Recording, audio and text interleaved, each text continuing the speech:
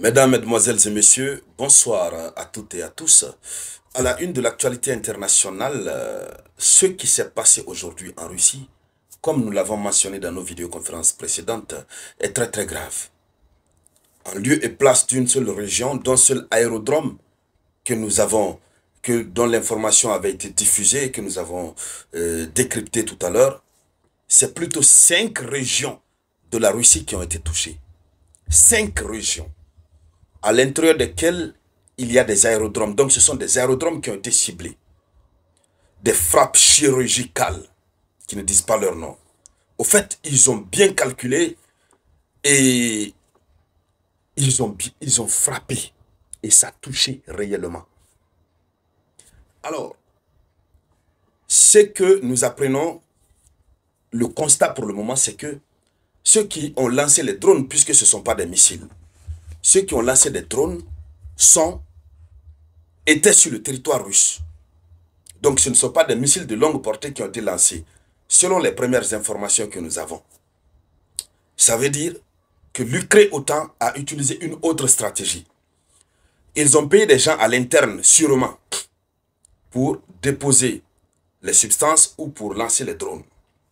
Pour le cas de l'aérodrome d'Olenia, c'est un chauffeur de camion qui était dans le camion qui a lancé le drone. Ce dernier a été arrêté à l'instant où nous sommes en train de parler. Et en tout cas, je réalise la vidéoconférence à 18h GMT, 18h15 GMT. Ce dernier est en train d'être interrogé. Dans les autres régions, ce sont aussi des drones, mais des régions reculées de la frontière ukrainienne. Ce qui démontre si, finalement, on voit qu'il n'y a pas de missiles. Selon les informations qui sont données par ces gouverneurs de région, je vais vous donner la liste de ces régions tout à l'heure, de ces 5 régions russes, ça veut dire que l'OTAN et l'Ukraine ont changé leur stratégie. Puisque la Russie a dit que n'importe quel missile qui viendrait de l'Ukraine, ce serait forcément par l'appui de l'Allemagne, de la France ou des États-Unis, et que ce serait un conflit direct, on a donc en face de nous une hypothèse selon laquelle ils veulent lancer les pierres en cachant leurs mains. Désormais, au lieu de lancer des missiles depuis l'Ukraine et que ça puisse aggraver, créer de l'escalade, le but principal, c'est quoi? C'est d'affaiblir la capacité et la puissance militaire russe. Donc, s'il y a la possibilité de viser des objectifs militaires russes en Russie à partir de la Russie, ça fait une très bonne affaire pour eux. Ça fait une très très bonne affaire pour eux. Donc, voici la première hypothèse. Mais d'ores et déjà, allons-y avec dans la profondeur des informations. Et puis, nous allons voir, la Russie a fait une première réaction. La Russie a fait une toute première réaction. Il faut dire qu'ils sont calmes d'abord. Déjà, il faut dire que en cette soirée du 1er juin 2025, la délégation russe s'est envolée pour Istanbul, pour aller pour les négociations. On n'a pas encore d'informations sur la délégation ukrainienne, mais la délégation russe est déjà arrivée à Istanbul. La Russie a réagi. Allons-y dans les profondeurs, dames et messieurs. Mais avant de continuer, je vous demande de partager cette vidéoconférence au maximum. Partagez-la tant que vous pouvez. Mettez surtout beaucoup de j'aime.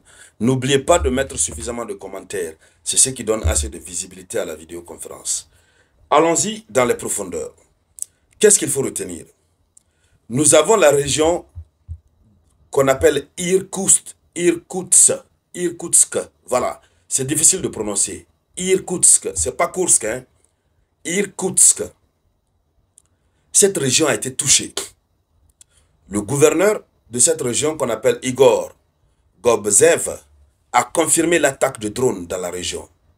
Le nombre exact de drones, il n'a pas donné. Mais un bâtiment à Novomaltinsk a également été touché. Les services opérationnels travaillent sur le site. La source de lancement du drone a été bloquée. Donc, ça s'est passé sur le territoire russe. Alors, de l'autre côté, il faut dire que Kiev a commis, c'est-à-dire, c'est inimaginable. Toutes les attaques qui ont visé les aérodromes militaires des régions, voici les régions qui ont été suivies. Ivanovo, centre. Ryazan, centre. Lamour, extrême-orient. Voilà. Et la Sibérie centrale. Donc, dans la plupart de ces zones, ils ont lancé des attaques. Certains avions ont pris feu, mais plus particulièrement et principalement, plusieurs avions ont pris feu dans la région de Mourmansk, au nord-ouest, et dans Irkoutsk, que j'arrive pas à prononcer. Ça, c'est dans la Sibérie centrale. Alors, vous voyez déjà, plusieurs activités militaires ont été lancées à la fois sur la Russie. 5 régions, sans oublier les autres régions à l'intérieur desquelles les trains ont déraillé. Ça vous dit quelque chose? Mettez-moi en commentaire. Donc, nous apprenons que certains participants aux attentats ont été arrêtés. La Russie dit que ce sont des attentats. Là, la Russie ne confirme pas que ce sont des missiles qui ont été lancés. Ce sont des drones qui ont été utilisés à partir de gens qui sont sur le territoire russe. Ça veut dire clairement que le service de renseignement russe a été défaillant. Il faut se dire la vérité. Alors, les incendies survenus sur les lieux ont été maîtrisés. Aucune victime n'est à déplorer parmi le personnel militaire et civil, pour le moment, selon ce que nous apprenons. Donc, alors, maintenant, quelle est la réaction de la Russie? Qu'est-ce que la Russie dit? C'est Maria Zakharova, porte-parole du ministère russe des Affaires étrangères, donc chef, un porte-parole de la diplomatie russe, qui est sortie, qui a parlé. Mais elle n'a pas trop parlé. Elle n'a pas trop parlé. Elle dit quoi? Maria Zakharova a qualifié de tragédie ce qui s'est passé. Il faut rappeler que la Russie ne s'est pas encore prononcée. Les autorités russes ne se sont pas encore prononcées sur l'attaque des drones dans les 5 régions et même l'aérodrome d'Olenia qui a été visé. Là où l'Ukraine revendique plus de 40 avions bombardés qui ont été envoyés au repos éternel. Ça, cette réaction de la Russie, c'est juste par rapport aux 2 ponts qui ont fait dérailler les trains. Maria Zakharova a qualifié de tragédie ce qui s'est passé dans les régions de Kursk et de Bryansk. Donc juste les 2 régions. Alors, elle dit la réaction de l'Ukraine aux événements dans les régions de Kursk et de Bryansk est frappante. Il émane de la morbidité, de la jubilation. Voici tout ce qu'elle a dit.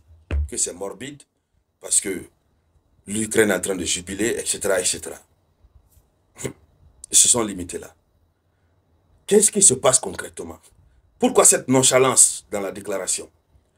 Est-ce que la Russie, Poutine est en train de est en train de convoquer son conseil de guerre? Quelle est la déclaration qui va sortir? Pour le moment, on va continuer de suivre cette actualité. Tout ce qui va en découler, on reviendra en parler ici sur la tribune d'éveil des consciences. Merci donc à toutes et à tous. Je vous reviens tout à l'heure avec de nouvelles actualités. C'était la voix de votre unique samouraï.